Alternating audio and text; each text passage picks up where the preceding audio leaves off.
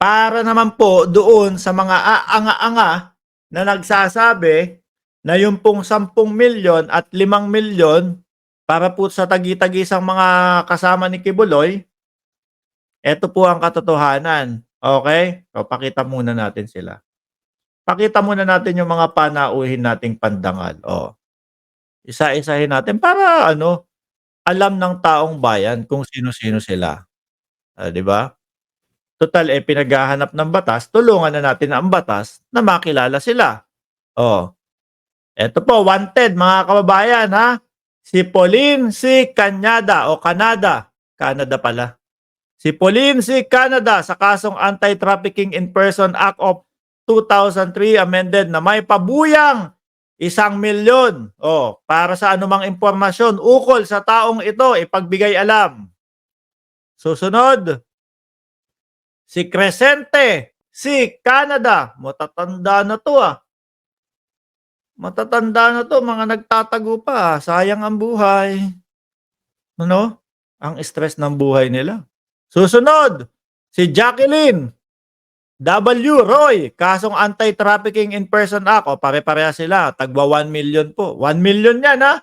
Kada isa maturo nyo dyan. Pero syempre, jackpot po kayo. Isa maturo nyo dyan o isa makita nyo, panigurado ho ako, mga kababayan.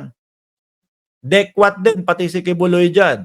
Magkakasama yan. Di naman papabayaan ni Kibuloy yan. Ano ho? Oh, eto pa, oh. Naku, eto, matanda na din. Si nanay. Wanted pa. Ingrid C. Canada. Oh, parehas din po. 1,000,000 din. Ha? So, in total, kunyari, makita nyo si nanay, pakalat-kalat dyan sa kalsada. Oh, eh, posible po, pag nasundan nyo yan, magkakasama silang 6. No? Instant. 15,000,000 po, mga bossing. At magiging hero pa kayo. No? Ng taong bayan. Eh, paano? Binabastos ho nila ang batas. Binabastos ang Senado, ang Kongreso. Oh, at eto pa, isa pa, oh. Eto, ayan, oh, si Silvia Semañez, oh, 1,000,000 din. Eto ba yung mga sinasabing mga kasabwat o yung mga kasama ni Kibuloy? Sayang ang buhay, no? Sayang ang buhay. Mahirap po yan, ha? Baka po pati mga kamag-anak nito, siyempre mare-realize na. Pag naturo ko si Silvia, eh, damay na sila Kibs. Ano yun, 15,000,000 yun. Malaki po ang asenso sa buhay ng makakapagturo dito. O, eto pa isa. Hoy! Ito na pala si Kibuloy, mga kababayan. Wanted. Apollo C. Kibuloy. Gusto kong gayahin yung pagbablog ni Mike Abe, ni Boss Mike Abe. Ayan ho, nakikita nyo po yan? Kilala nyo po ba yan? Yan po ay si Pastor Apollo Kibuloy na may kasong Anti-Trafficking in Person Act of 2003, 9208 as amended by RA 10364, Republic Act Special Protection of Children Against Abuse, Exploitation, and Discrimination and Contempt of Court na may pabuyang 10,000,000. Ako po, mga kababayan, naniniwala ho ako na etong 15,000,000 na to, total, naniniwala po kami na madadagdagan pa ho ito. Ma'am Aichang, shoutout sa inyo. Bakit ho? Yung 15,000,000, mga kababayan, hindi ho mismong galing sa bulsa o mismong galing sa pondo ng gobyerno. Meron hong mga tao na nagmalasakit na gusto na nilang madekwat o makuha itong si Kibuloy. Eh, ilan po, gaano o ilang milyon ang tao na talagang gusto madampot si Kibuloy kasama po nung kanyang mga kasama. Diba? Ayaw.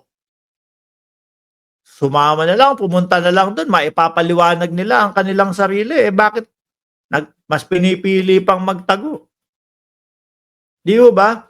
Ako, naniniwala, mas madadagdagan pa po yan. Hindi matatapos ang 2 linggo. Merong mga good Samaritan, mga bossing, ang magdadagdag dyan. O sige, Yung 10 milyon mukhang naliliitan pa yung mga kababayan natin.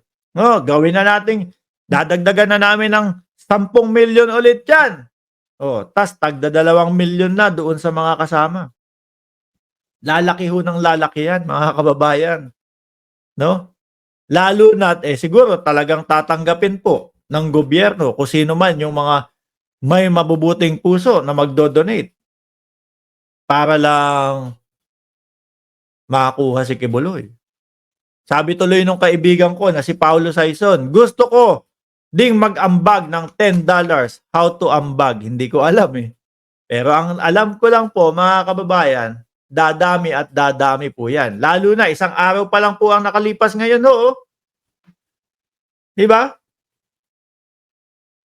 Sabi ni Archie Beroya, malaking pera pinaggalaw nila kaya dapat lang tapatan ng pera nang lumabas na ang mga traidor at mahuli. Isa sa nakikita ko ng mga magtuturo diyan, mga bossing. Doon kasi, no, doon sa mga bantot vloggers, meron doon mga napapabalitang mga scammer daw po. Mga kababayan, may napapabalitang mga scammer po. So yung mga sabik na makahawak ng malalaking pera po, Walang pakialam yan. Kung kakampi ka namin, wala kaming pakialam sa'yo.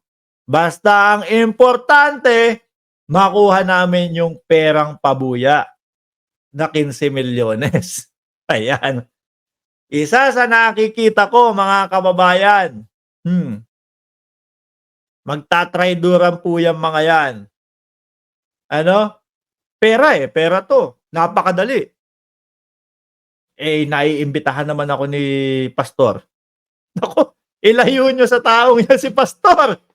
Mga bossing, baka biglang yan ang alam ko kung nasaan si pastor. Money down, 15 million. Ibigay niyo. 'Di ba? Ibigay niyo sa akin. Napapatawag ako ni pastor o napapasama ako sa ganyan. Naku po. Yan naman hindi mangi-scam yan, kung hindi dahil sa pera, Kayo na ho ang bahala kung sino ang naiisip nyo na tatraydor kay Kibuloy, mga bossing. Pero yung mga Kojik, malamang po yung mga Kojik, yung grupo ni Kibuloy na Kojik. Anong Kojik? KOJC, pinabilis ko lang po. KOJC, Kung kay Takeru Miyamoto, Palmolive daw po, eto Kojik. Total, mapuputi naman po sila. Kagaya ni Pastor Kibuloy, maputi Tisoy si Pastor. Ano ho? Favorite to sa Oblo, mga kababayan. Favorite po to sa Oblo, mga kababayan. Makinis, maputi.